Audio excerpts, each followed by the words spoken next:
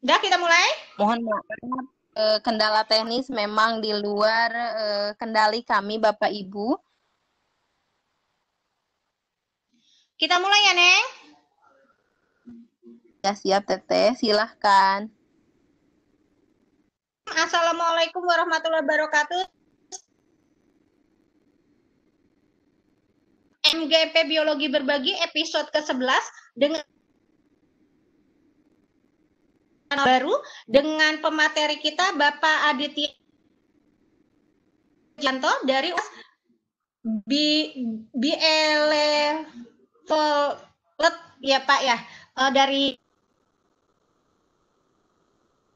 Ibu Ilisia P. Indrasari. Untuk mempersingkat waktu silakan Ibu Ice.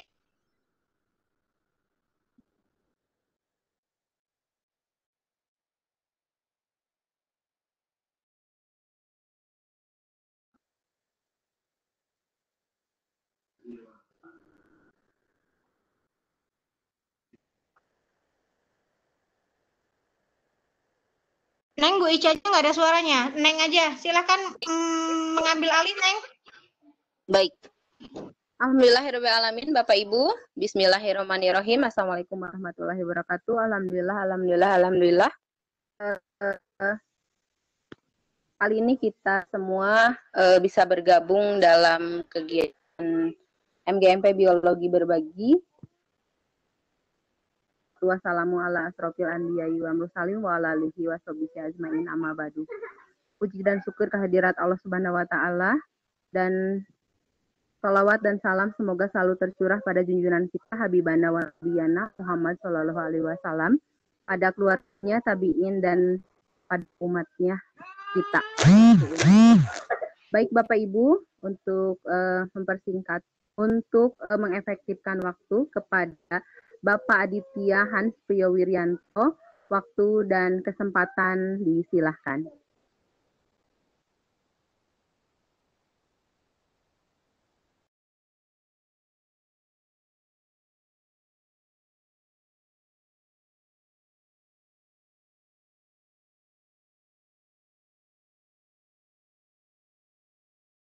Mas Aditya nggak ada suara, Neng. Halo, Neng. Iya. Mas Aditya nggak ada suaranya. Iya, betul, Teh. Mungkin adalah sebentar. Adit, suaranya tidak dengar.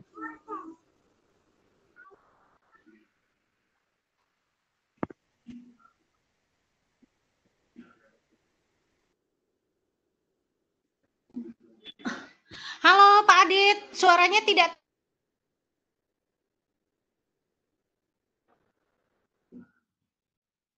Hmm,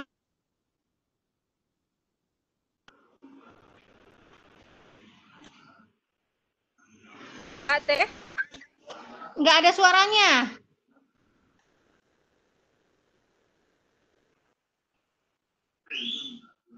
Coba ada suaranya.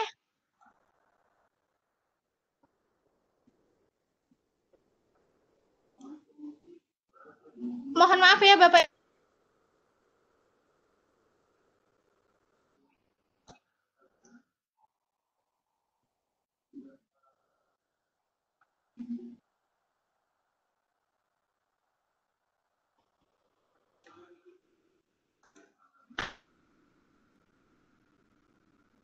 Pakai handset, putnya kendalanya. Berarti tidak usah pakai headset, coba.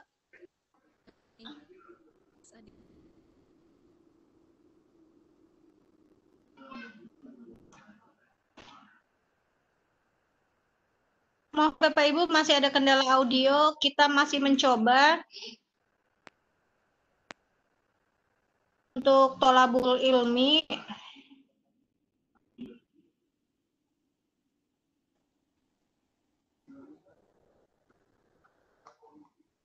Pak Adit, satu nama Pak Aditya terlempar ke attendee kembali.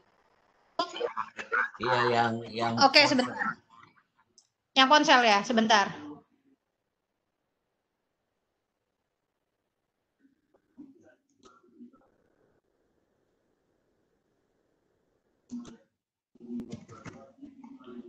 Sebentar, saya cari lagi.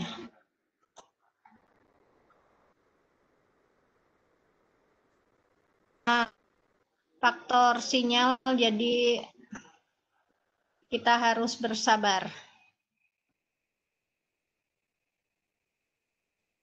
Adit. Oh ya ini. Di bawah deket Abdul Munib. Udah. Silakan.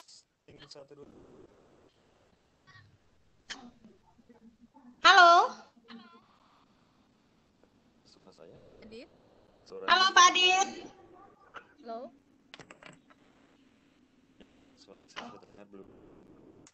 Suaranya kecil. Kecil sekali suaranya Pak Adit. Suaranya kecil sekali ya. Tes 1 2 3 testing. Suaranya sangat kecil sekali, Pak. Terdengar cuma sangat kecil sekali Pak Adit. Mungkin didekatkan ke mic. Testing 1 2. Ya ini udah. Sudah. Oke, jadi dia enggak. Nah, kecil lagi. Mengecil Testing lagi. 1 2 3. Masih kecil, Pak. Masih kecil? Sekarang udah jelas atau masih kecil? Oke. Udah mulai jelas. Sudah. Suaranya jelas ya? Oke. Kalau Silakan, Pak Adit. gitu iya. Atau kembali kecil lagi sekarang? Kecil lagi, Pak. Kecil lagi, Kecil Pak. lagi ya? Iya. Oke. Volumenya ya, jadi biar terdengar. Sudah. Terima kasih, ini sudah sabar menunggu dari setengah jam yang lalu, mungkin dari sejam yang lalu buat yang sudah gabung lebih awal. Terdengar jelas ya? Kalau misalnya belum jelas boleh di chat biar nanti saya keraskan volumenya. Oke, gambar jelas, suara kecil. Kita coba sekarang untuk paparan hari ini. Suara jelas, oke. Di flyer itu kita berbicara tentang bagaimana menyiapkan pembelajaran terkait dengan konten pembelajaran pada saat kondisi normal.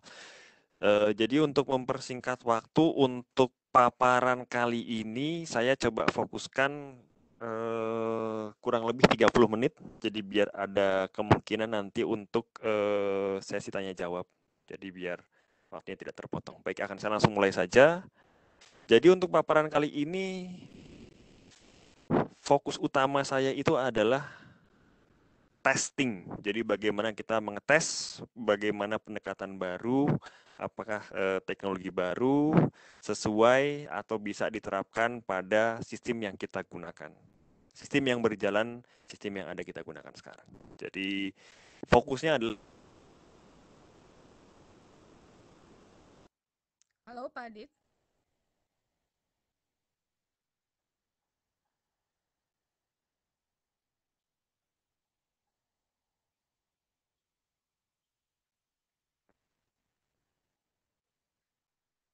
Suaranya hilang, Pak.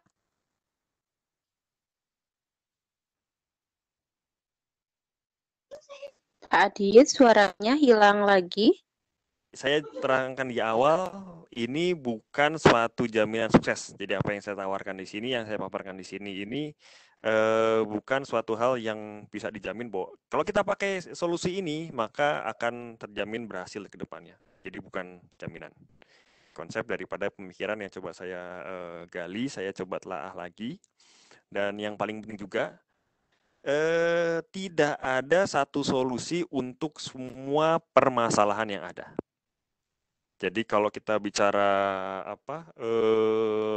saya punya masalah ini, kendala saya di sini, itu tidak ada satu solusi yang bisa diterapkan untuk tiap masalah tersebut. Jadi tidak ada jaminan sukses dan tidak ada satu solusi buat semua permasalahan yang ada. Jadi ini yang saya garis bawah di awal sehingga jelas gitu. Jadi kalau memang nanti apa yang saya paparkan ini saya terbuka. Silakan kalau misalkan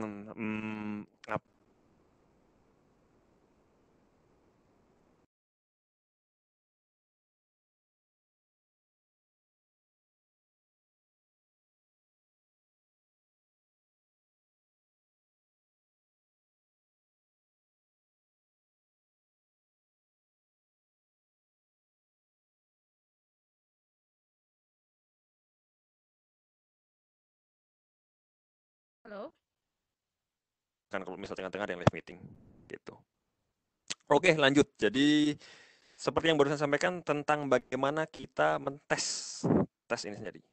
Nah, pertanyaan yang paling pertama, apakah kita sudah tahu bagaimana apa tentang sistem yang kita punya, sistem pembelajaran kita yang kita terapkan? Jadi ketika nanti kita berbicara new normal, kita mengadopsi suatu hal yang baru seperti nanti sudah banyak yang menggunakan aplikasi conference atau online pendidikan pembelajaran jarak jauh. Apakah kita sudah tahu behavior atau perilaku dari sistem yang kita punyai sekarang? Itu pertanyaan yang paling pertama yang perlu dijawab oleh kita.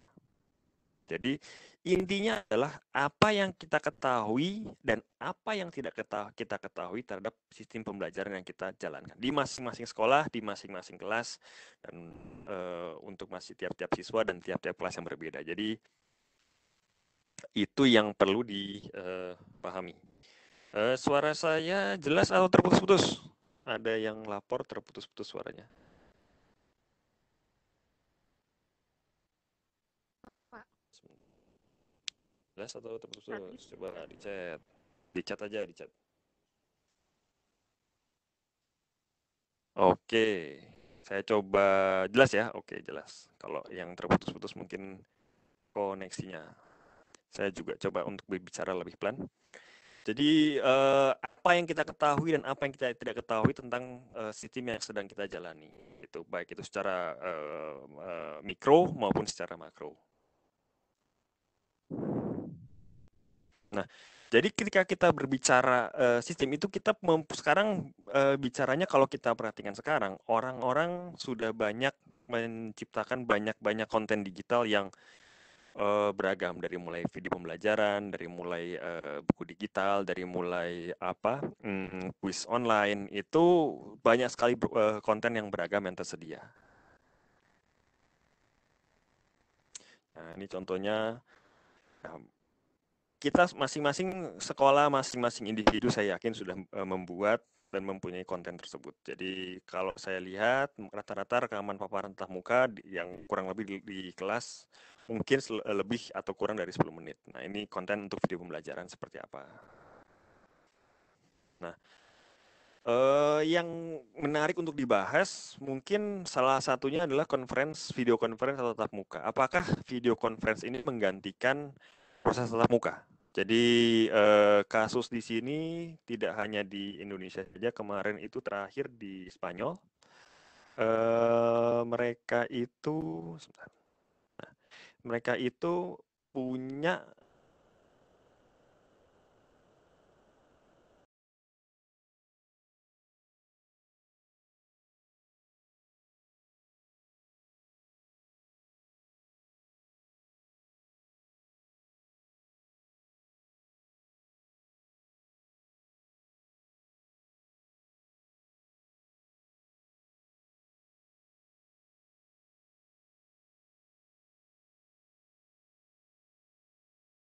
di GG. Jadi itu sebagai salah satu contoh yang sederhana bahwa ketika kita mengadopsi video conference, apakah kita mengadopsi full 1:1 bagaimana kita melakukan meeting atau pembelajaran tatap muka pada biasanya. Nah, ini ada, nanti akan saya bahas lebih detail lagi bagaimana terkait dengan kelebihan, kekurangan, dan bagaimana nanti kita melakukan tes tersebut. Gitu. Oke, lanjut.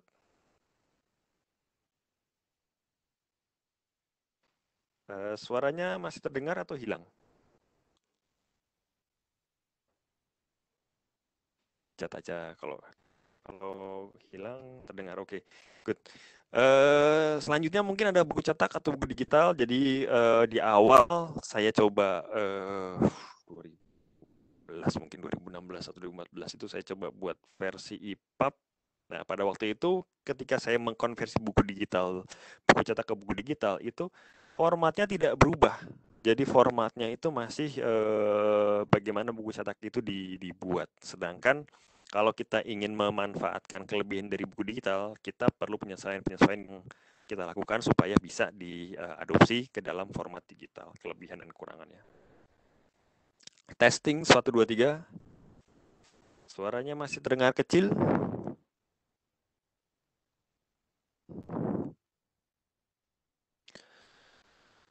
Oke, jadi sekarang pertanyaannya, ketika kita bertanya, apakah kita mengenali sistem pembelajaran yang kita ada? Jadi, apakah kita mengetahui komponen-komponen apa saja yang ada di dalam tersebut? Apakah kita tahu hubungan korelasi satu dengan yang lainnya seperti apa? Dan apabila kita ingin menerapkan satu teknologi baru, apakah kita tahu teknologi itu menggantikan komponen yang mana? Itu menjadi pertanyaan. Jadi, perlu diperhatikan, perlu dipertimbangkan ketika nanti kita berbicara adopsi teknologi baru itu mana yang menggantikan korelasi yang sudah ada yang lama sebelumnya seperti apa. Oke, lanjut. Nah, yang kedua pertanyaannya, kalau misalnya suatu tes tersedia di dalam sistem Anda, jadi maksudnya begini, ketika kita ingin mengimplementasikan LMS, kita ingin menerapkan Moodle, kita ingin menerapkan pelajaran menggunakan Webex. Tes itu sudah dilakukan sebelumnya. Oke, saya ingin menggantikan apa dengan mengenalkan Moodle kepada rekan-rekan guru. Saya ingin menggantikan apa ketika saya memperkenalkan Webex kepada rekan-rekan guru maupun siswa. Nah, tes itu harus dilakukan sebelumnya. Apa fungsi dari tes tersebut? Untuk memahami detail dari sistem yang kita miliki, sistem pembelajaran. Jadi sistem pembelajaran, kalau nanti saya bahas detail lagi setelah pertanyaan ketiga, saya coba bahas lebih detail, ada apa saja. Nah, jadi ketika kita tahu detailnya, kita bisa melihat melakukan perbandingan. Apakah ada dampaknya ketika kita menerapkan satu solusi yang berbeda. Ketika kita menggunakan Moodle untuk PJJ, ketika kita menggunakan edX untuk PJJ, ketika kita menggunakan WhatsApp untuk komunikasi dengan siswa maupun orang tua murid, apakah ada dampaknya kepada sistem kita secara keseluruhan?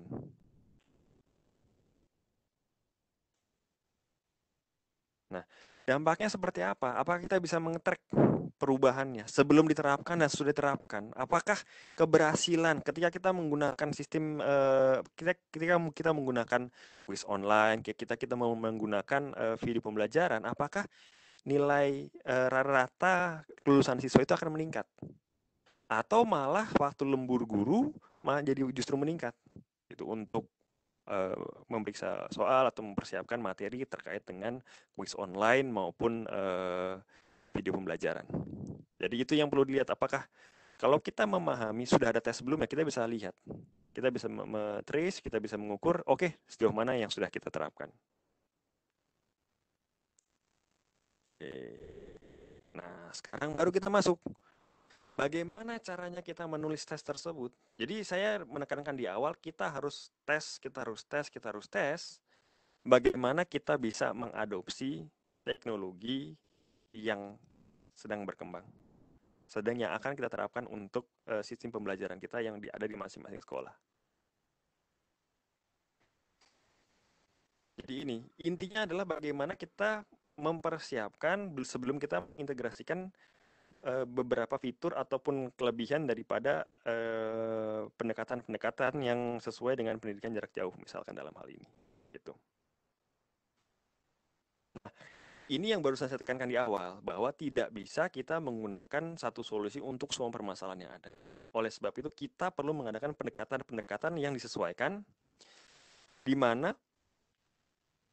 kita akan fokus kepada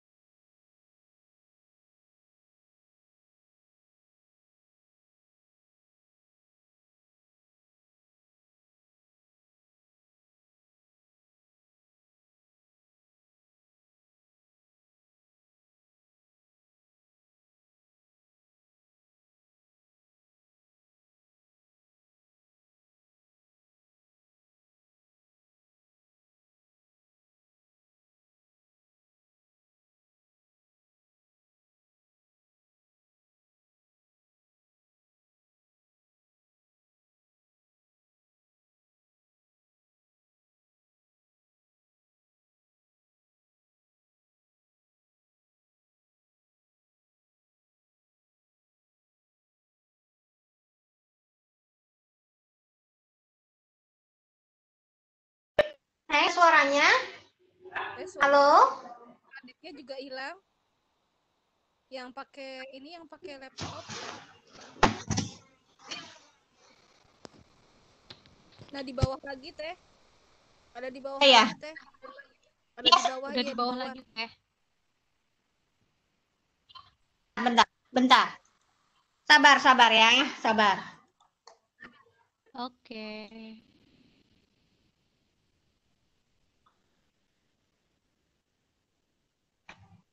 Sudah. Tes 2 3. Ya, siap, Adi. Oke, suaranya sudah ada lagi? Sudah.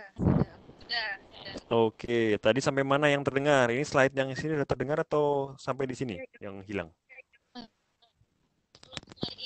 Sebelum slide ini ya? Nah, Sudah. Oke, ya. Jadi tadi di slide ini kita fokusnya bagaimana kita mengintegrasikan, kita tes dulu sebelum kita mengintegrasikan fungsi daripada aplikasi atau solusi yang ingin kita tawarkan. Jadi kalau solusinya video conference, kita pilih fungsi yang mana, terus kita testing dulu. Apakah sesuai dengan apa yang kita lakukan, yang kita selama ini terapkan di dalam sistem pembelajaran yang kita punya sekarang. Gitu. Oke, suaranya udah jelas ya? Oke, kita lanjut. Nah, untuk itu kita tidak bisa pakai satu solusi atau satu software untuk semua permasalahan yang ada. Karena apa? Setiap sekolah, setiap guru, setiap kelas mempunyai karakteristik yang berbeda. Oleh sebab itu, perlu pendekatan yang lebih mengadopsi daripada best practice yang ada di tiap-tiap kelas maupun sekolah maupun tiap guru. Oke, kita lanjut. Contohnya, kalau memang saya bilang di sini adalah barusan untuk teaching. Jadi ini adalah proses secara garis besar bagaimana proses pembelajaran atau mengajar dilakukan pada menggunakan face to face. Jadi di sini ada step pertamanya, guru maupun siswa menghadiri satu ruang attendance.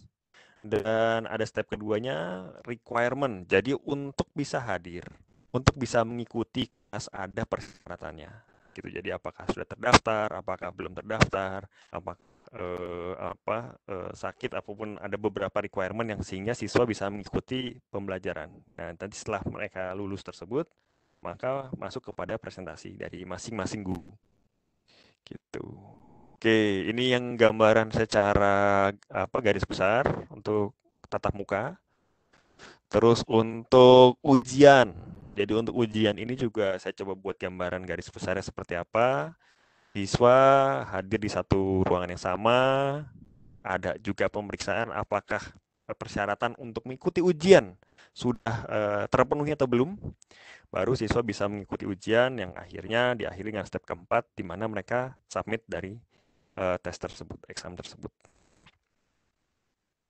Nah, ini juga sama untuk gurunya, misalkan untuk mengevaluasi daripada ujian yang sudah dilakukan oleh masing-masing siswa, maka kolek atau kumpulkan semua yang belum dinilai, langsung ke detailnya, komparasi kunci jawaban dengan jawaban siswa, lakukan penilaian, dan terakhir baru di total kalkulasi berapa jumlahnya. Ini yang gambaran garis besarnya untuk untuk menilai ujian.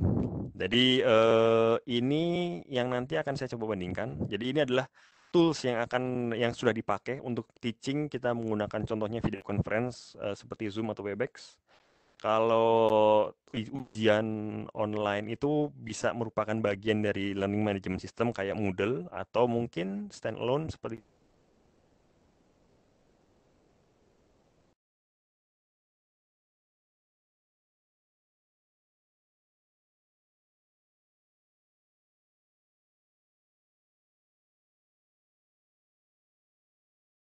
Hilang lagi?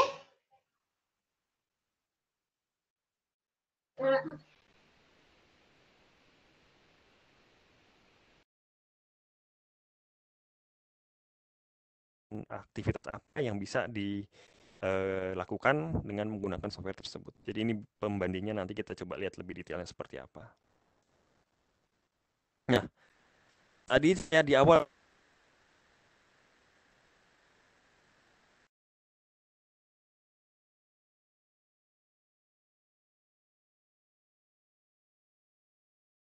Adit, Maaf, suaranya hilang lagi.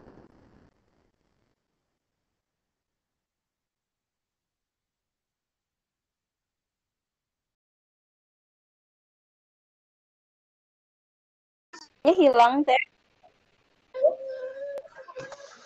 Turun lagi apa ke atendi? Masih, Mas. Testing 1 2 3 testing. Masih, Mas. Masih ada ya? Oke. Testing ya. Oke. Oke. Suaranya hilang atau masih ada? Slide yang sebelumnya, Mas. Yang sebelumnya? Hilang dari slide sebelumnya ya? Sorry. Coba sebentar. Yang ini atau yang ini ya? Dari sini ya?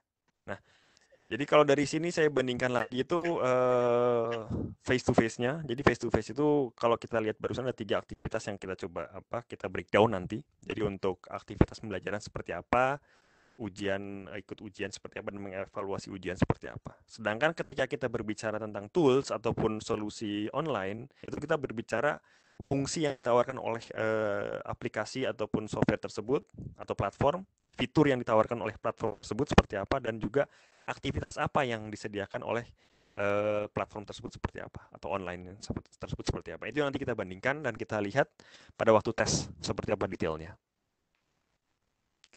Oke, nah terus kita masuk ke bagaimana kita menulis tes tersebut. Kita coba tulis tesnya. Ya, jadi saya ada 6 langkah ya. Jadi seperti yang baru saya sampaikan, saya coba buat lebih sederhana. Kita ambil bagian langkah yang kita lakukan dari sistem yang kita gunakan. Jadi sistem pengajaran, sistem mengevaluasi ujian, dan sistem bagaimana siswa mengikuti ujian. Nah, yang pertama itu. Yang kedua, kita ambil satu atau beberapa fungsi daripada Webex sendiri seperti apa, atau Moodle seperti apa, maupun Kahoot seperti apa. Yang ketiga baru kita bandingkan. Nah, pembandingannya seperti apa? Jadi ketika kita membandingkan fungsionalitas dari software ataupun Webex, nah kita lihat apakah Webex maupun Kahoot maupun Moodle itu menyertakan langkah-langkah yang kita lakukan ketika kita melakukan tatap muka. Biasanya ketika kita melakukan tatap muka, itu biasanya karena kita sudah terlalu sering melakukan, itu kita tidak melihat secara detail langkah-langkah apa saja yang kita lakukan. Contohnya nanti saya coba tunjukkan ya. Inilah yang pertama.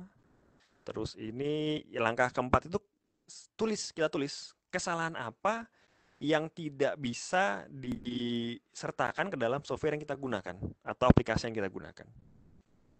Nah, setelah itu baru kita siap buat daftar-daftarnya. Daftar-daftarnya untuk oh ya, aplikasi ini tidak bisa mengakomodir ini karena dua hal, dan itu akan kita bandingkan terus dan kita lihat nanti, kita evaluasi aplikasi tersebut sehingga nanti kita bisa tahu posisi atau bagaimana kita menyikapi apabila kita ingin menerapkan solusi tersebut pada sistem pembelajaran yang kita punya. Suara masih jelas ya?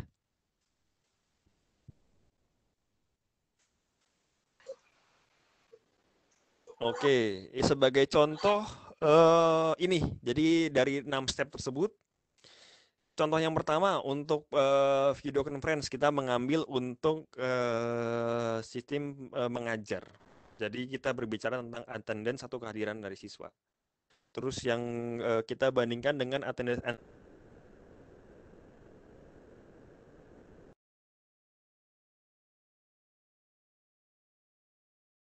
Hilang suaranya, Pak Adit.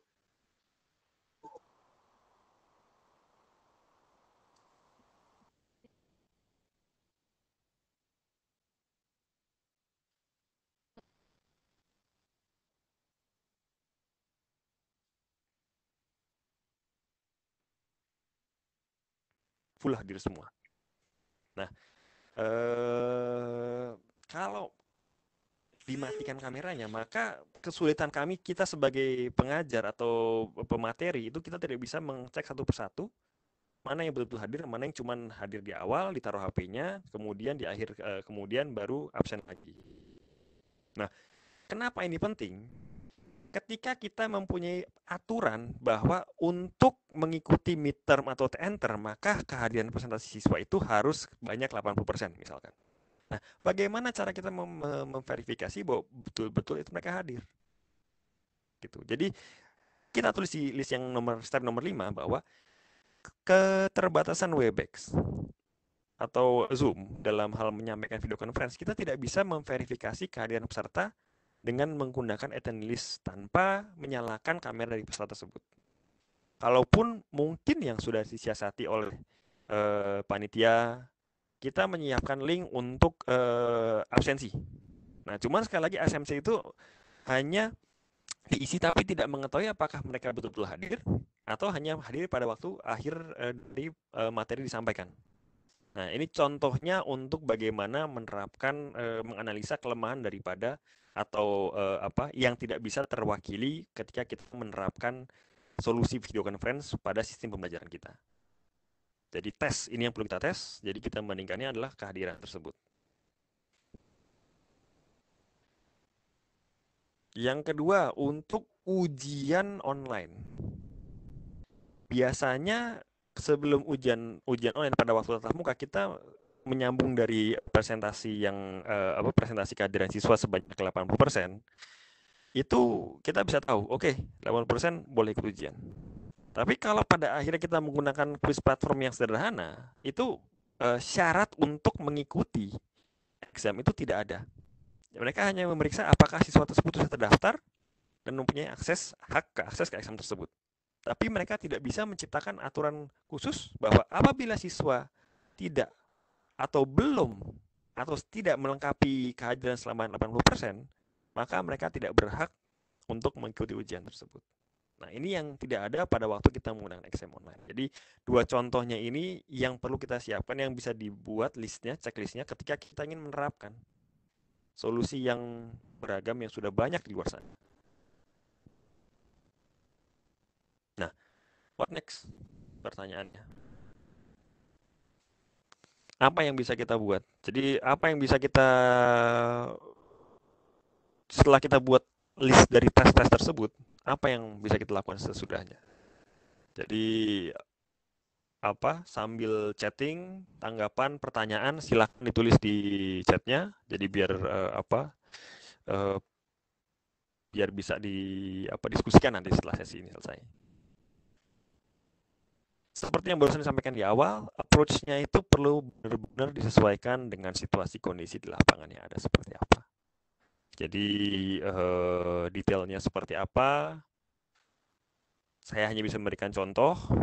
Nah, contohnya itu kalau memang untuk conference keterbatasan masalah tersebut, maka solusi alternatifnya misalnya untuk kita buat feedback question. Tiap kali kita sesi kurang lebih 10 menit, 20 menit ada feedback pertanyaan. Dari situ kita bisa lihat siapa yang menjawab, siapa yang berpartisipasi aktif, siapa yang tidak. Atau kita membagi durasi video conference itu menjadi lebih kecil. Jadi mungkin 10 menit, 15 menit yang bisa kira-kira dievaluasi nanti yang hadir siapa, yang tidak hadir siapa.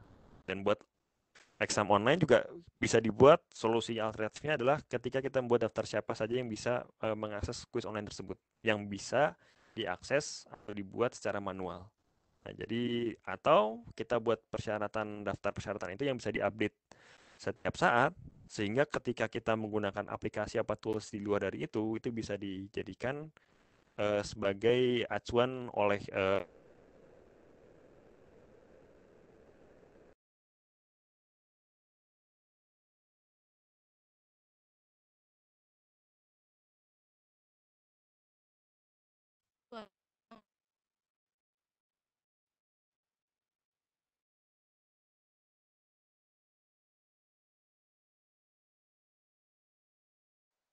Tanya hilang lagi.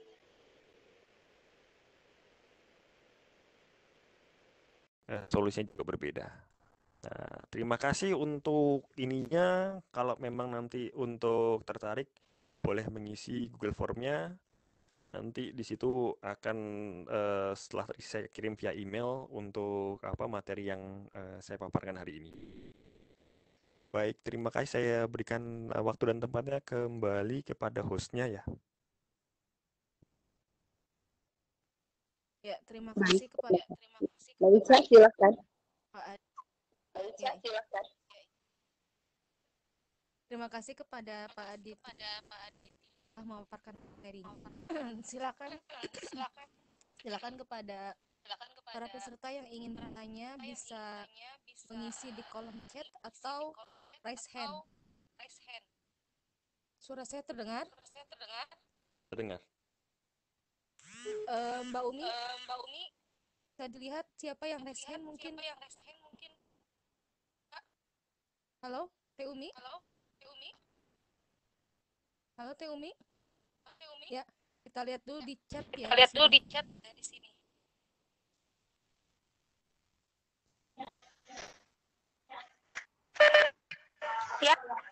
Ya, boleh dilihat di ini yang raise hand Teh Umi? Mungkin bertanya. Ibu Ella. Halo, Ibu. Halo.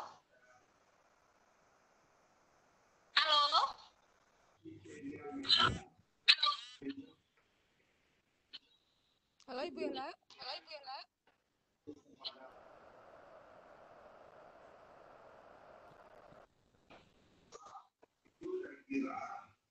Halo. Ini sambil menunggu ini ada dari chat. Pada akhirnya HMS itu bagaimana pelaksanaan berarti diperlukan uji coba nanti karena waktunya jadi pakai sistem langsung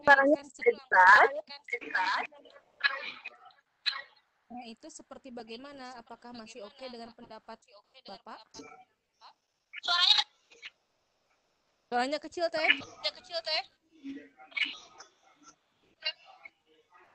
Halo?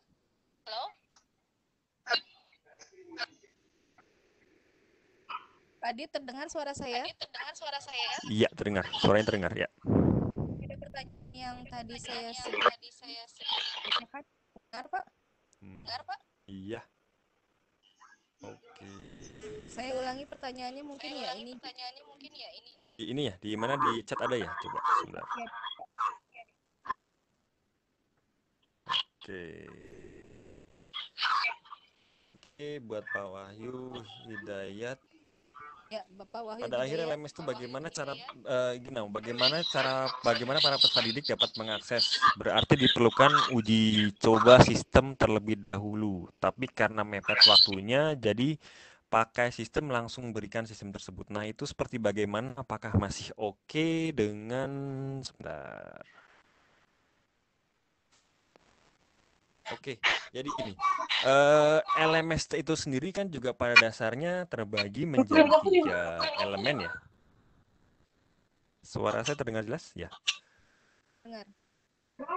Oke, jadi kalau kita bicara LMS tersebut, kita lihat ada yang kita gunakan untuk mengajar, kita memberikan ujian kepada siswa melalui bank soal yang kita susun, dan juga pada waktu nanti kita mengevaluasi ujian dari siswa tersebut. Nah, sekarang pertanyaannya, kalau memang LMS mau diterapkan, mana dulu yang akan diterapkan untuk pembelajarannya? Jadi pertanyaannya di situ sebetulnya. Apakah dipakai untuk mengevaluasi terlebih dahulu atau dipakai untuk mengajar terlebih dahulu? Karena yang paling penting itu adalah ketika kita pakai LMS, kita harus lihat fungsi mana yang kita optimalkan. Karena itu kita ajarkan kepada rekan-rekan guru maupun siswa yang yang menggunakan tersebut. Jadi membiasakan mereka menggunakan sistem yang kita gunakan tidak mudah karena kita harus tahu seperti yang barusan saya sampaikan di awal, sistem yang kita gunakan, sistem pembelajaran kita yang konvensional itu seperti apa. Nah, pertanyaannya ketika kita sudah paham mana yang bisa kita terjemahkan atau kita pindahkan ke LMS, mana yang tidak bisa. Karena seperti yang baru saya sampaikan di awal juga, pada akhirnya kan LMS atau tidak menggunakan LMS, Bapak dan Ibu tetap harus menyusun laporan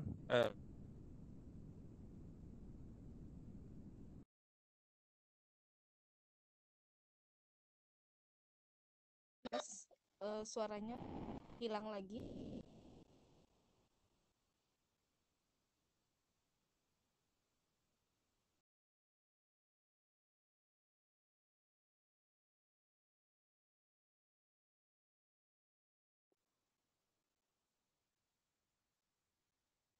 Apa tidak perlu diedit lagi, tidak perlu disesuaikan lagi, semua sudah langsung jalan. Maaf Mas, tadi suaranya hilang. Suaranya hilang ya?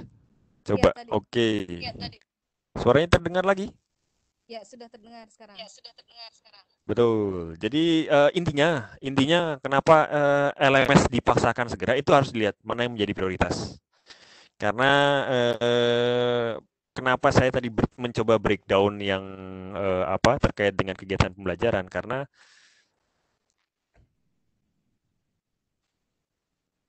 contohnya kan LMS itu kan 3 ya.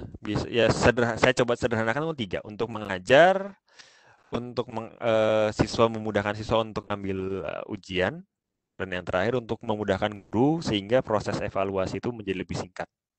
Nah, sekarang pertanyaannya, ketika menerapkan LMS, mana yang difokuskan untuk di take over atau yang akan dipindahkan ke LMS? Jadi tidak semuanya bisa dipindahkan secara langsung, saat bertahap, sehingga bisa diterapkan satu persatu gitu. Nah, ini suaranya jelas? Ya, jelas. Jelas, Mas. Oke, semoga menjawab pertanyaan dari Pak Wahyu ya barusan. Kalau masih belum jelas, saya coba tadi juga kasih di linknya itu ada. Jadi di situ ada feedback sendiri buat saya. Nanti kalau memang ada pertanyaan yang masih belum jelas bisa dimasukkan di komentar, kolom komentar. Itu ada kolom komentarnya kok di situ. Ini ada pertanyaan lagi. Oke. Iya, saya lanjut ke pertanyaan berikutnya ya. Ya. Ada dari Pak Abdul Haris. Pak Abdul Haris ini chat sama saya privat. Jadi mungkin di panelize nggak kelihatan sebentar ya. Kondisi siswa kami di sini tidak jauh dari kota di mana siswa kurang menguasai teknologi dan tidak memiliki akses. Dan ada juga siswa yang kurang mampu untuk membeli paket dan akses internet. Nah, ini yang menjadi kenapa saya coba breakdown bahwa kita tidak fokus kepada teknologi saja.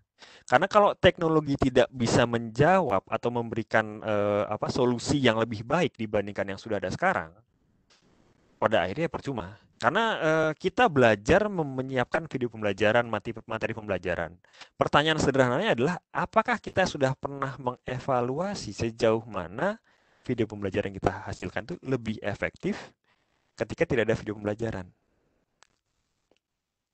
Karena apa? Ini menjadikan dasar pertimbangan ketika kita berbicara kondisi remote yang dialami oleh Pak Abdul, ketika siswa tidak mempunyai akses internet, tidak mempunyai akses HP, tidak mempunyai akses laptop. Jadi ada extra effort harus mereka keluarkan, expense yang harus mereka keluarkan untuk apabila hasilnya tidak sebanding atau tidak seberapa, maka solusinya teknologi tidak perlu dipakai. Gitu. Walaupun solusinya teknologinya yang dipakai hanya bagian-bagian tertentu saja. Jadi bukan semuanya kita adopsi secara langsung.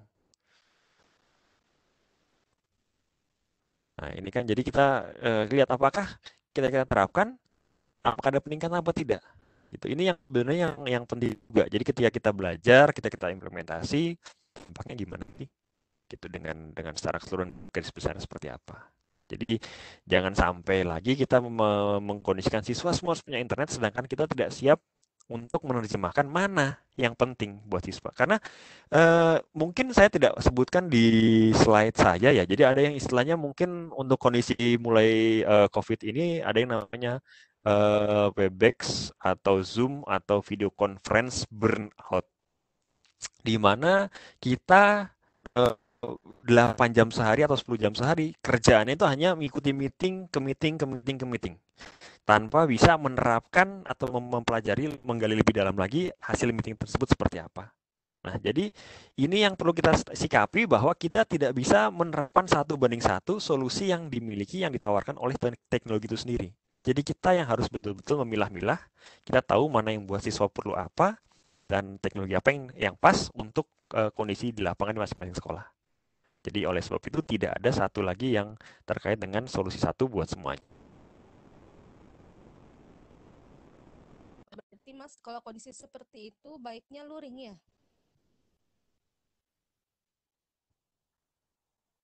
Halo? Halo Mas Adit? Suaranya hilang?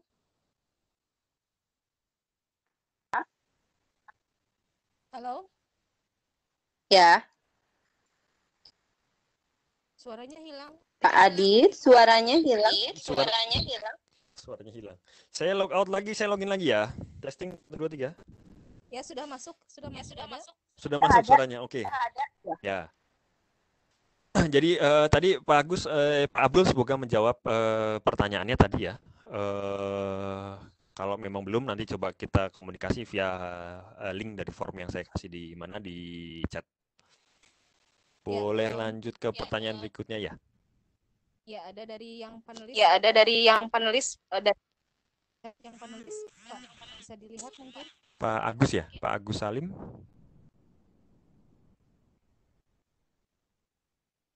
Halo? Ya. Ya, Assalamualaikum. Katanya mau tanya bagaimana cara yang paling efektif untuk menghilangkan rasa bosan bagi anak ketika belajar secara online. Dari Agus Salim, Banten.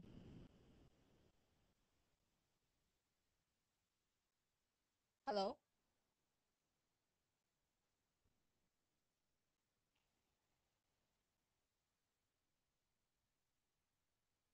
Halo? 3 menit, 5 menit, sampai 10 menit.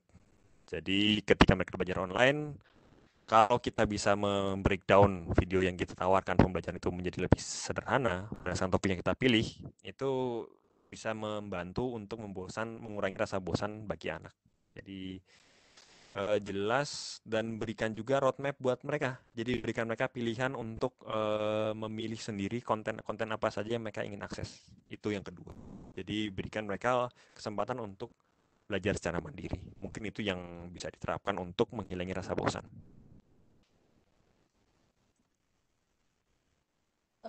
Berarti satu materi itu beberapa cara begitu, Pak? Betul. Jadi satu materi ada beberapa cara. Jadi sebenarnya kan sekarang yang menjadi tantangannya adalah ketika kita harus membreakdown materi yang kita ingin sampaikan itu ke dalam ke dalam ilmu yang bisa kita terapkan dalam kondisi nyata.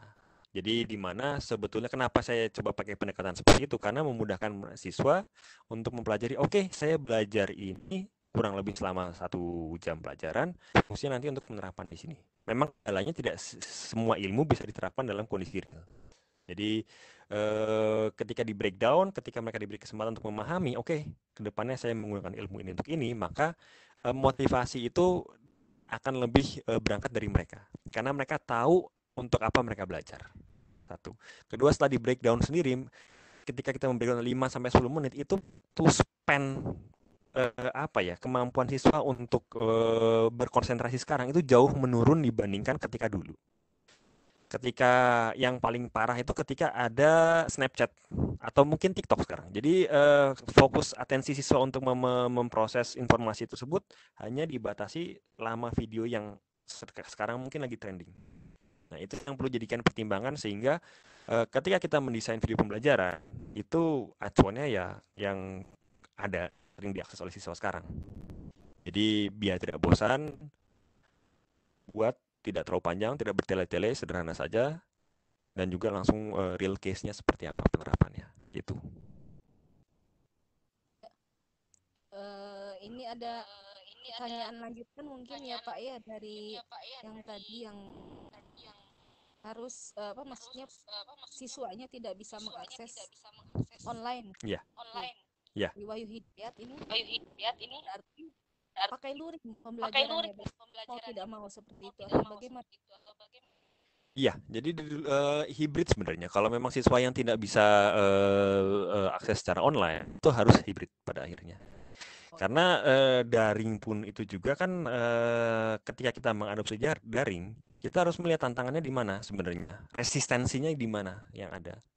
Resistensinya maksudnya dalam hal ini adalah apa yang menjadi keterkaitan. Kalau memang pada dasarnya kita bicara daring dan kita mengkondisikan, oke, kita coba daring. Kita kondisikan semua siswa harus punya. Putus lagi Pak.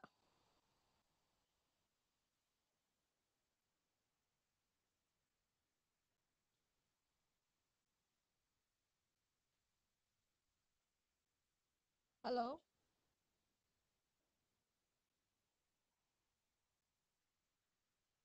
Halo?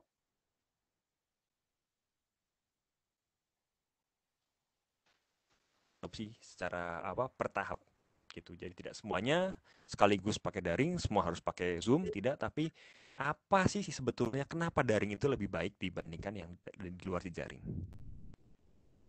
Itu yang perlu dipertanyakan. Jadi sebelum kita bicara, oke, saya pakai Webex, apa yang sebenarnya menjadi fungsi dari Webex yang tidak bisa tergantikan? Gitu. Halo? Ya, suara saya terdengar? Ya, pendengar. Ya, tadi Oke. sempat hilang, Pak. Ya. Ya, ada pertanyaan berikutnya ini di sini. Bagaimana mengatasinya bila customer menolak untuk menggunakan pembelajaran dengan teknologi online? Gimana? Bagaimana menolak untuk menggunakan online? Oke. Ya, Ya, pada akhirnya memang sederhana saja. Kalau memang kita belum bisa menunjukkan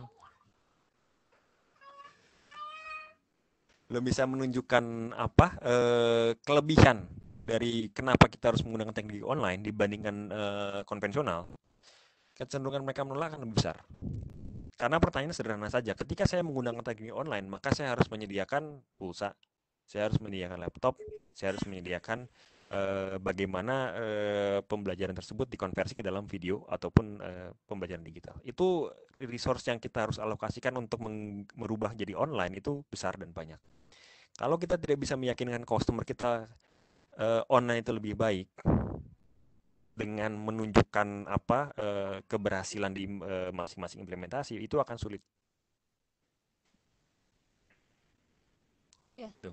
Berarti harus ditunjukkan dulu seperti apa Betul, kelebihan. jadi kita implementasikannya sehingga biar bisa diterapkan. Sebentar, ini ada dua yang kontak saya privat pertanyaannya. Ya, boleh langsung, Sebentar. Bapak. Mm-mm. Jadi kalau bisa ke panelis dulu, nanti yang privat saya coba jawab satu-satu ya, gitu. Oh, ya.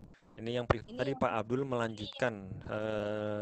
Saya sudah uji coba menggunakan Zoom dan Webex, tapi hanya sedikit siswa yang bisa mengakses, masih banyak yang tidak bisa mengakses. Sedangkan dalam pembelajaran, guru diharuskan untuk memberi penilaian kepada siswa dan memberikan pembelajaran kepada siswa. Kira-kira proses pembelajaran apakah kami terapkan tatap muka atau menggunakan aplikasi teknologi? Mohon penjelasan. Oke, jadi sekali lagi tergantung dari masing-masing kondisi di lapangan seperti apa. Jadi karena guru kan memang harus memberikan penilaian pada siswa, kognitif dan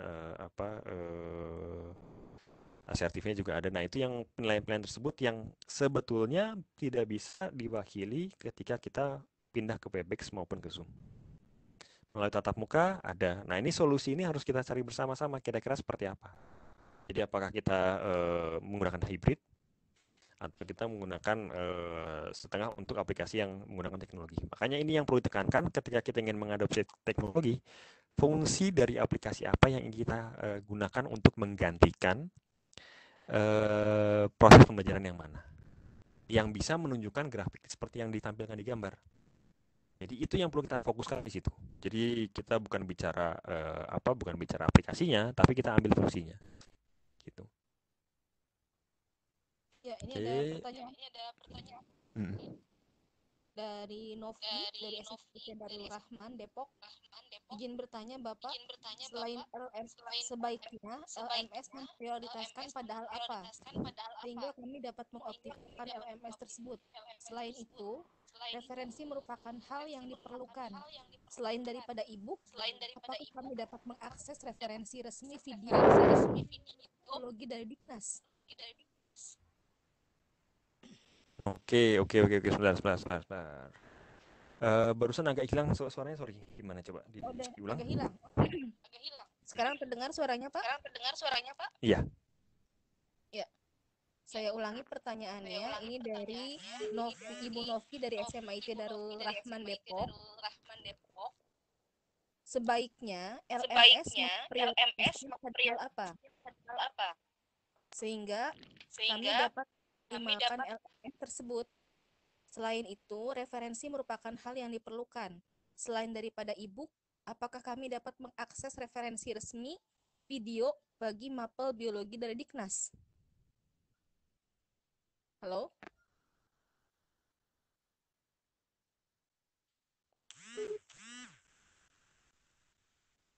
Halo?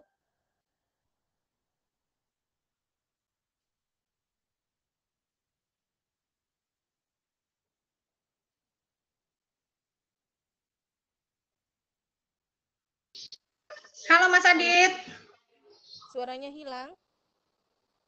ditunggu absen aja diumumin dulu Bu. Oh iya, silahkan yang absen. Nenek sudah di-share absensinya. Halo Mas Adit. Sudah di-share. Absen Bapak dan Ibu silahkan diisi. Ya, silakan Bapak Ibu mengisi link absensi yang sudah di-share di chat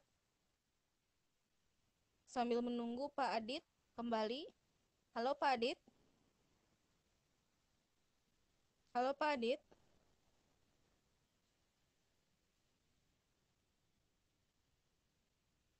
Halo Pak Adit.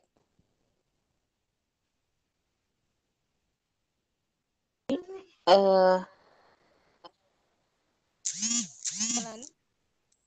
Ya, Ca. Masih ada, Iya. tapi suaranya hilang ya, Iya, Pak suaranya Adi. hilang.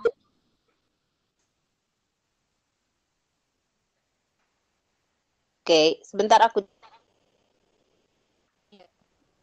Silakan Bapak Ibu sambil menunggu boleh isi link absensinya dulu karena nanti kita menyediakan sertifikat yang berbasis dari absensi yang sudah Bapak Ibu isi dari link presensi.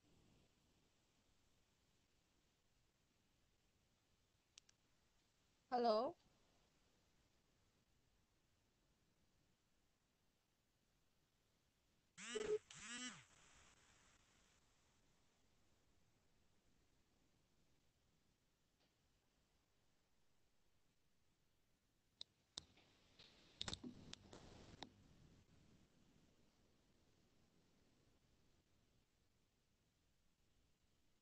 Suara saya, halo?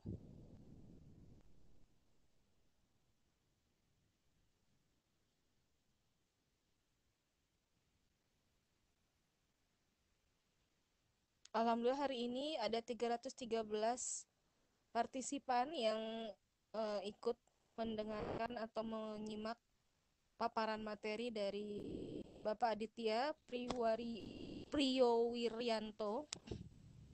Beliau sekarang ini sedang tinggal di Jerman.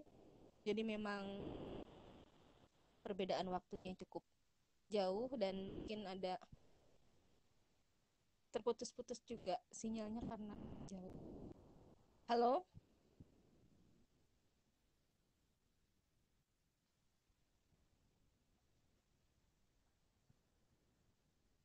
Nah, Ica, Bapak Ibu silahkan Bagaimana? untuk isi dulu link presensi karena data di link presensi ini nanti akan di-generate otomatis untuk jadi sertifikat yang akan Bapak Ibu terima di kegiatan malam ini.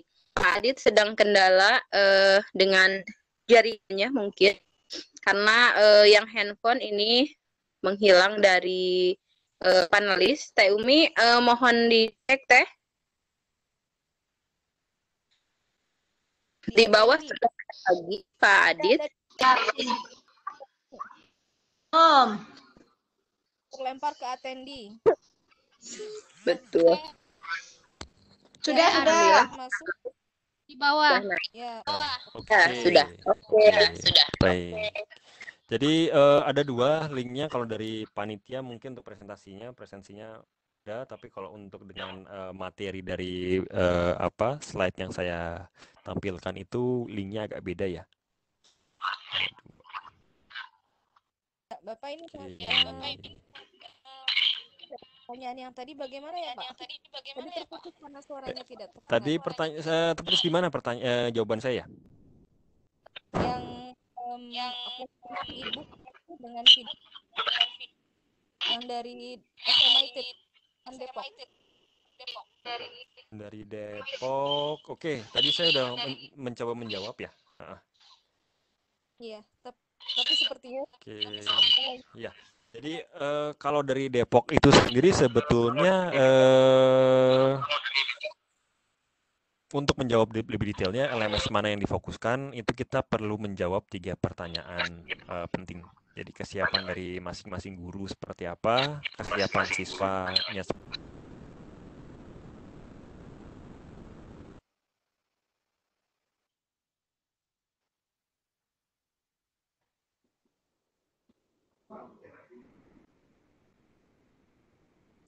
Terputus lagi Teh.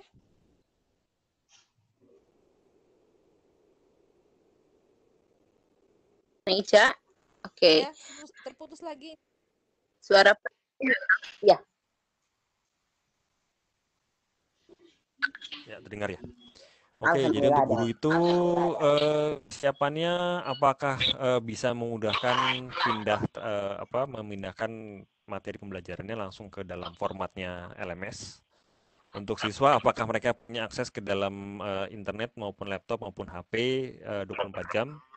Untuk target pencapaian itu dilihat lagi sejauh mana yang diterapkan.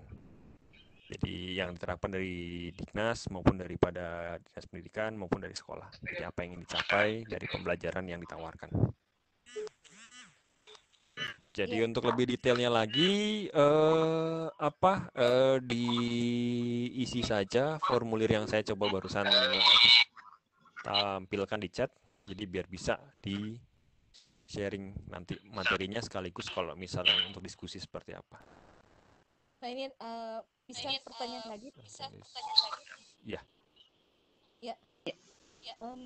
Dari IGF, Pak, saran untuk penilaian pada pelajaran praktek pelajaran jarak jauh. Karena biasanya penilaian praktek observasi pada tiap tahap.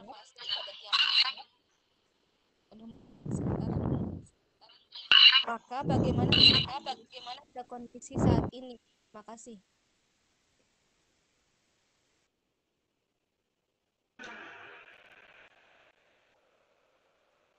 Halo?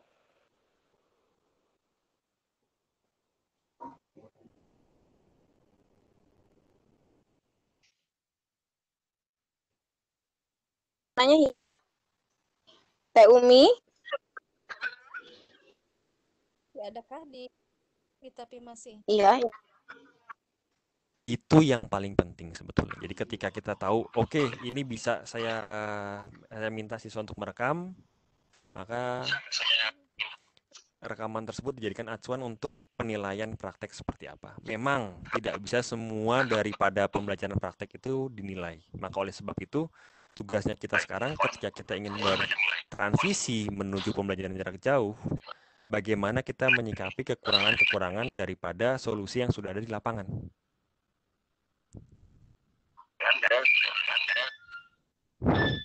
Nah, untuk detailnya lagi, seperti apa kondisi lapangan, saya juga tidak bisa jawab langsung kondisinya terkait dengan Pak Yoga. Maka saya sarankan kalau memang tertarik untuk membahas lebih detail lagi, bisa langsung di link yang saya kirimkan. Di situ ada forum yang mengisi untuk komentarnya seperti apa. Ya, Bapak Yuda bisa komunikasi dengan Pak Adit dengan link ya Pak ya yang tadi sudah dibagikan. Iya.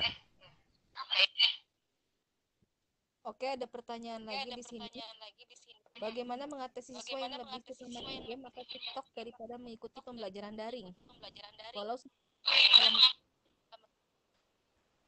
Jadi sederhana saja, kalau memang seperti yang barusan saya jelaskan di pertanyaan berikut sebelumnya, TikTok itu durasinya pendek, satu.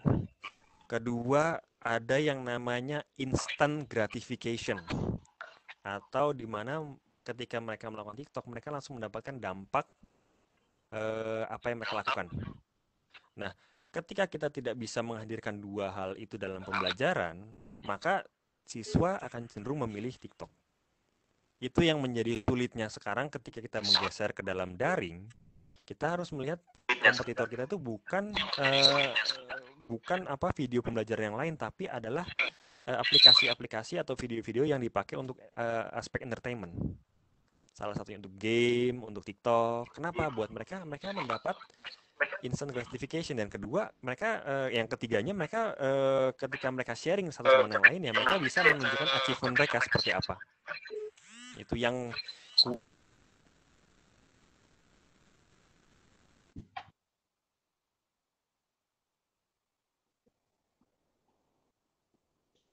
Hilang lagi Pak suaranya.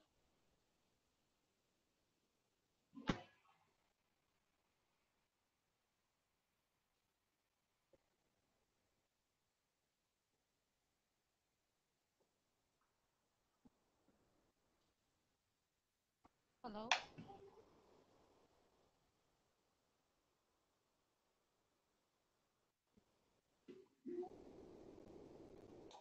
Halo.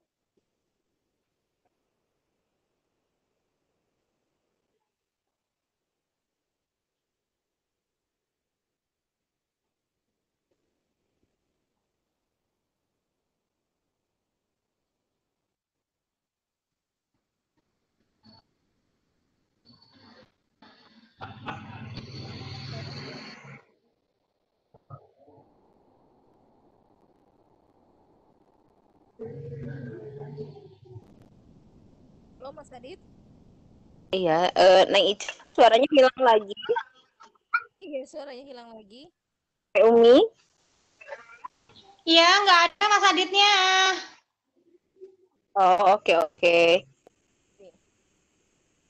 Tapi Neng, tolong buka chat dulu di grup. hilang.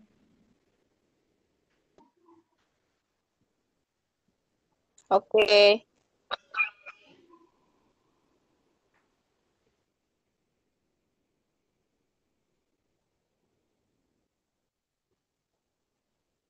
Di ini juga tidak ada, di attendee juga tidak ada.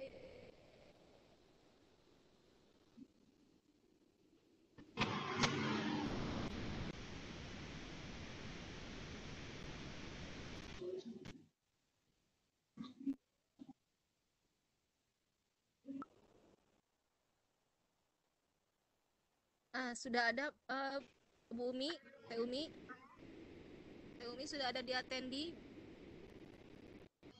Oke.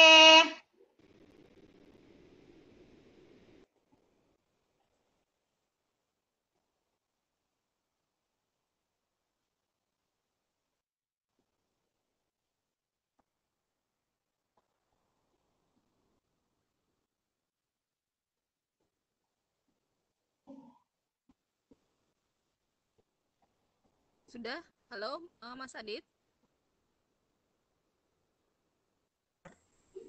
Halo, Mas Adit? iya suaranya terdengar. Halo? Ya, halo? Ya, suaranya terdengar. Cek 1 2 3 cek. Halo? Iya, 1 2 3. Mas Adit suaranya kecil. Suaranya terdengar.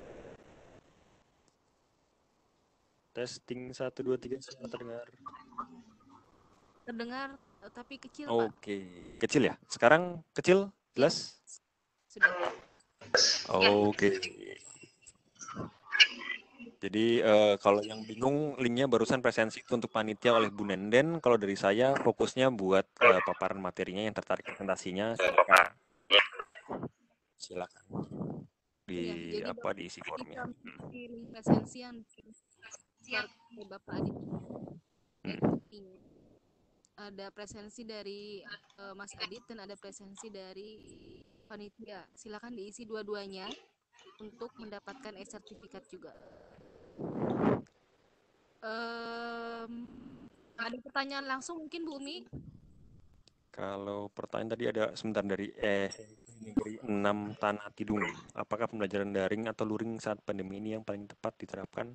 Sekali lagi aspeknya 3 itu tergantung kesiapan dari masing-masing sekolah dan siswanya. Jadi kalau yang sekolah siap, siswa siap, dalam daring bisa atau hibrid. Ini ada pertanyaan dari Ibu Ella Nurul. Sebentar, Mas Adit, kok saya nggak lihat feedback? Gimana ya? Coba sebentar, saya share lagi coba ya. Copy, saya paste. Nya ada, saya coba buka ya. Soalnya mau dibagikan di YouTube. Ada di ini, ada di linknya di saya coba. Coba. Jadi saya coba atau saya coba share ke WhatsApp ya. Iya, boleh. WhatsApp-nya Bu Umi coba. Sebentar.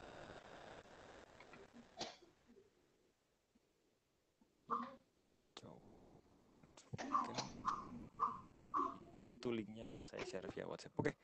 Lanjut lagi, ada pertanyaan lagi kira-kira? Kita ke Rehan ya, sebentar. Kita kan Bu Nunun. Halo. Halo. Iya, silakan Bu, suaranya yang keras ya.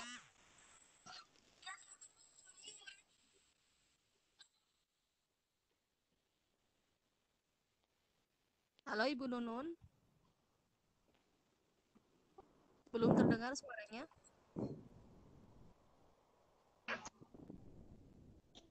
Tidak ada suaranya. Halo. Halo Bu Nunun. Halo. Umi.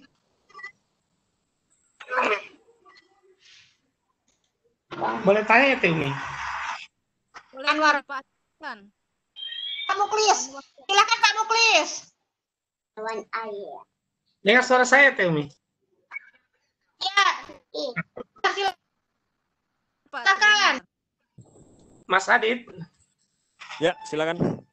Yang ingin saya tanyakan Pak, kan ini kalau rencanakan tanggal 13 Juli kan kita sudah masuk tahun ajaran baru. Gimana triknya ya Pak kalau yang untuk yang siswa barunya ini kan misalkan di tingkatan SD kelas 1 atau SMP kelas 7 kan kita belum pernah ketemu baru langsung belajar daring. Kira-kira triknya pakai apa yang triknya untuk anak siswa yang baru ini? Oke, Pak Muklis, terima kasih pertanyaannya. Jadi kalau memang untuk triknya siswa baru itu sebetulnya survei dulu aja Pak. Siswa barunya itu terbiasa pakai apa, kemampuan siswanya seperti apa. Kalau mereka memang sudah terbiasa pakai daring, saya rasa tidak masalah. Tapi kalau mereka belum terbiasa, itu yang perlu kita pertimbangkan adopsi dari kebiasaan mereka untuk pembelajaran menggunakan daring. Jadi 3 komponen tersebut yang mungkin saya nggak tampilkan di slide saya ya. Jadi sebetulnya adalah yaitu kesiapan dari teman-teman di guru di sana, kesiapan dari siswa seperti apa, dan juga sistemnya yang tersedia seperti apa. Gitu. Itu sebenarnya Pak, 3 itu dulu aja yang dievaluasi sebelum kita masuk lebih detail ya. Gitu. Ya, itu mungkin please ada lagi mungkin Bu. Lebih detailnya nanti mungkin via form juga bisa Pak, kalau misalnya kita bicara step-stepnya seperti apa. Terus gimana Pak yang kalau misalkan itu antisipasi kan tadi disebutkan yang aktif dengan yang tidak aktif, gimana ya Pak? Yang aktif seperti apa maksudnya Pak? Yang aktif siswanya aktif atau tidak aktif maksudnya dalam hal ini? Biasanya kan kalau kita lagi daring, kita nggak bisa kontrol 100% siswa ini ngikut atau hanya sekedar gimana ya? Betul. Itu yang saya angkatkan tadi di paparan saya. Jadi sebetulnya kalau kita solusi yang saya tawarkan itu 2. Jadi antara kita buat ketika kita dalam daring itu kita buat pertanyaan di sesi kita paparan. Jadi misalnya kita paparan 30 menit. Di menit ke-10 kita kasih pertanyaan sehingga kita lihat yang memberikan feedback berarti mereka menjawab. Tapi begitu mereka tidak menjawab berarti mereka tidak hadir di awal dan kemungkinan hanya di akhir. Itu salah solusinya Pak. Atau kalau misalnya bisa juga kita breakdown lagi supaya video itu jadi lebih sederhana. Ketika buat sesinya kita fokuskan misalkan 5-10 menit. Nah itu kita bisa buat sehingga kita bisa mengevaluasi di akhir sesi pertanyaan kuis seperti apa. Jadi kita breakdown atau kita buat disisipi oleh pertanyaan-pertanyaan. Ya. Pak Muklis. Makasih banyak. Siap Pak. Selesai. Baik. Sekarang ke Pak Anwar Sanusi. Ya Pak Anwar Sanusi silakan. matiin. Ke Bu Sumarni. Pak Anwar nggak ada suaranya. Halo. Bu. Ya, saya Pak Anwar, Bu. Silakan. Selamat malam, Pak Adit. Selamat malam, Pak Anwar. Gini, Pak Adit, saya ingin menanyakan kalau kita buat kuis, yang kuis dalam bentuk multiple choice kan biasanya itu setelah anak misalkan menjawab salah, itu kan seringkali ada jawaban benarnya ya, Pak Adit. Misalnya di kuisis misalnya yang multiple choice. Nah itu supaya anak itu tidak mencoba-coba dan berlaku jujur, bagaimana menyikapinya ya? Terima kasih. Nah, ya, jadi gini lagi Pak, sekali lagi kembali lagi ke dasarnya, ketika kita menerapkan solusi teknologi untuk pembelajaran dalam jejaring, itu kita harus lihat mana yang bisa kita jadikan pindah 100%, mana yang kita nggak bisa. Kekurangannya misalnya kalau kita menggunakan kuis seperti barusan sampaikan, tidak bisa menjamin apakah mereka jujur apa tidak. Ya. Nah, sederhananya gini Pak, itu agak sulit sebenarnya kalau kita bicara jumlah yang mengikuti siswa itu 30-40 orang ya. Solusinya adalah untuk tiap soal, untuk tiap siswa itu dibuat khusus, urutannya dibuat berbeda. Jadi tiap login itu mereka dapat soal yang berbeda. Jadi nomornya tidak sama, bahasannya juga berbeda. Jadi itu salah satu solusinya sebetulnya. Kalau memang dari yang saya kasih solusi contohnya kan hanya untuk melihat mana yang boleh ikut, mana yang tidak boleh ikut. Tapi yang untuk terkait dengan kejujuran siapa yang bisa, yang jujur, itu masih menjadi tantangan. Karena sejauh ini kan kuisis hanya merekam email ataupun user login yang sederhana ya. Bukan kepada signature dari masing-masing atau public key-nya dari masing-masing siswa. Nah, itu yang sistem sederhana itu tidak mengakomodir. Jadi, kita solusinya harus membuat secara manual, Pak. Manual seperti apa? Materi untuk siswa tersebut harus dibuat berbeda. Jadi, itu yang bisa ditawarkan mungkin. Bagaimana Pak? Iya, terima kasih Pak Adit. Sama ya, membantu. Yang lain silakan Bu Umi. Baik, terima kasih Pak Anwar ya. Kak Alivia. Halo. Boleh. Oh, Ibu Alivia. Halo.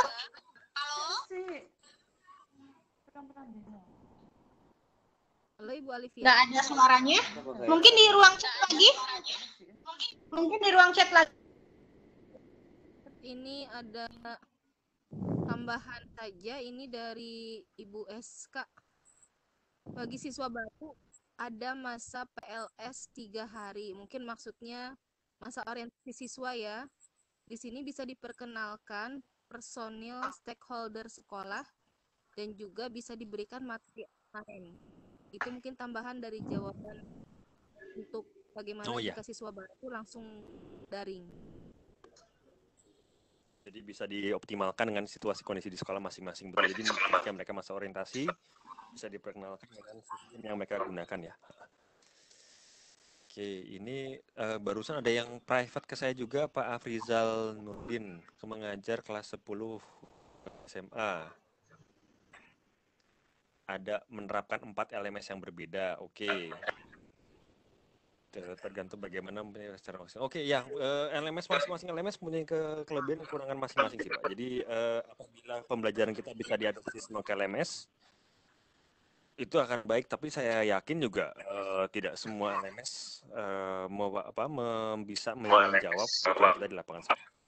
Jadi tinggal silakan dipilih mana yang paling optimal untuk kondisi seperti apa. Seperti yang saya bilang, tidak ada satu solusi buat semua permasalahan yang ada. Jadi tinggal disesuaikan masing-masing butuhnya seperti apa. Oke. Ada pertanyaan langsung lagi? Silakan. Di live streaming? Boleh? Oh iya, boleh. Iya, silakan Bu. Live streaming juga ya? Ada live streaming-nya, Pak. Halo? Ya, Bacain ya. silakan. Dari Pak Silakan. Fendi, dari Ya. Pak Fendi, aman tentang new normal ini pada saat KBM di kelas. Kalimat awalnya kepotong, Bu Umi. Bagaimana Normal ini pada saat KBM? Bagaimana mengajar anak pada saat new normal di kelas? Bukan, bagaimana membentuk pola karakter anak?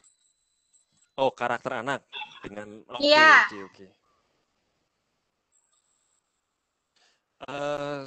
Kalau terkait dengan pola karakter anak sendiri itu habit ya. Kita bicaranya tentang bagaimana kita kebiasaan apa yang ingin kita turunkan kepada anak tersebut. Nah, kalau terkait dengan new normal ini kita bicara pembelajaran jarak jauh, pembelajaran yang hibrid, tatap muka dibatasi, maka adalah momen yang paling pas untuk mencari tahu apa sih yang pengen kita tanamkan secara mendasar, karakter apa. Apakah karakter yang berani mencoba, tidak takut gagal, atau yang ini. Jadi fokusnya kepada satu value aja.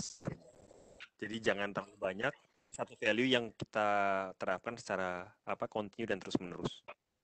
Gitu.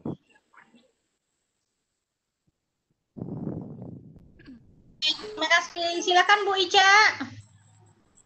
Di sini ada pertanyaan satu lagi mungkin ya, karena kita sudah menunjukkan pukul 20.51. Bagaimana Bapak ada tips atau solusi yang Bapak bisa sampaikan kepada kami jika siswa terkendala tidak punya HP Android, jaringan internet, sementara kita diharuskan daring dan jarak jauh?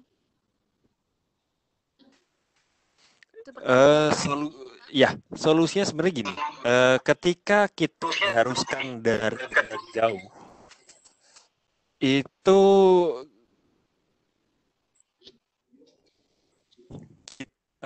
yang memberikan keharusan itu mereka tidak melihat bagaimana situasi kondisi di lapangan. Jadi fungsi kita adalah untuk menjembatani kalau memang siswa belum siap, langkah pertama apa yang kita bisa terapkan untuk daring. Jadi kalau memang langkah pertamanya memang kita bagi fokusnya untuk evaluasi, jadi siswa untuk memudahkan mereka untuk melakukan ujian online, itu kita geser ke arah sana. Jadi kesiapan siswa, kemampuan siswa, dan akses siswa terhadap teknologi itu menjadi penting. Jadi kalau kita diharuskan ke dalam daring, saya juga yakin kalau kita mengharuskan itu bukan merta-merta hari ini harus jadi. Tapi kita lakukannya secara bertahap sehingga tidak membebani siswa, tidak memberikan beban moral juga kepada kita sebagai pengajar yang mengharuskan dengan catatan bahwa kita mengetahui bagaimana kondisi real siswa seperti apa. Ya.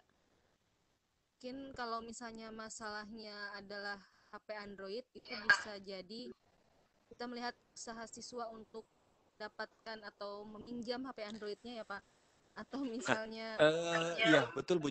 Jadi sebetulnya ini yang perlu digarisbawahi lagi. Selama ini kan kita terfokus sama yang namanya tools atau teknologinya. Jadi kenapa harus pakai HP Android?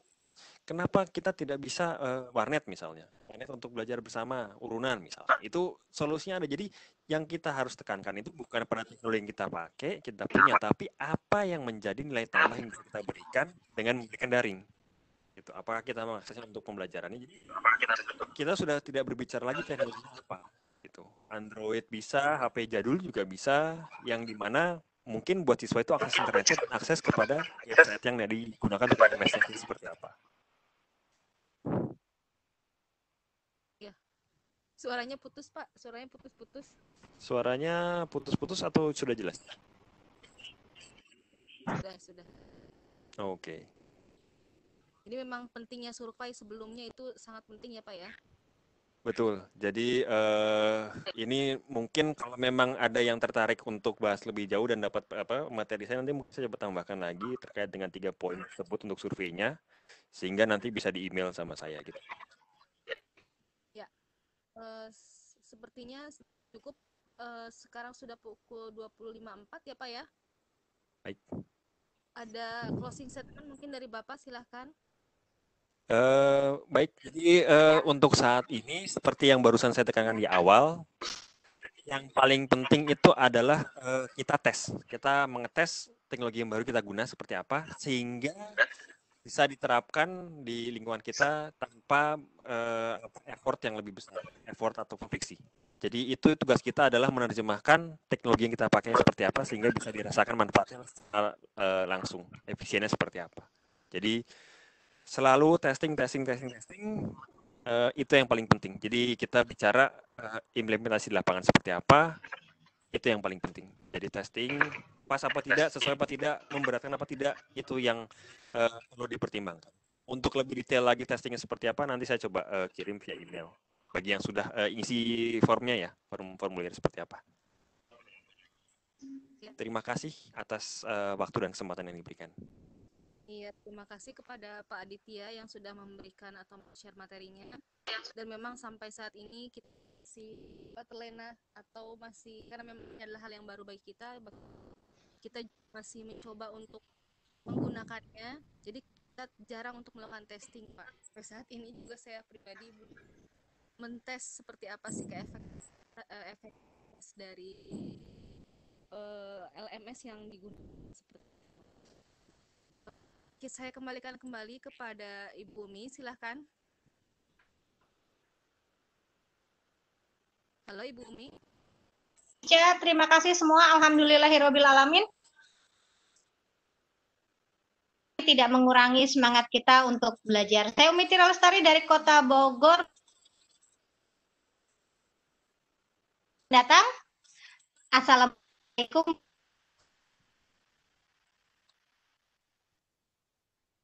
Ya, waalaikumsalam warahmatullahi wabarakatuh. Terima kasih pada Bapak Adit, terima kasih pada seluruh peserta yang juga sudah untuk partisipan yang sudah hadir. Bagi yang belum mengisi absensi, silakan. Ada 2 absensi di sini, absensi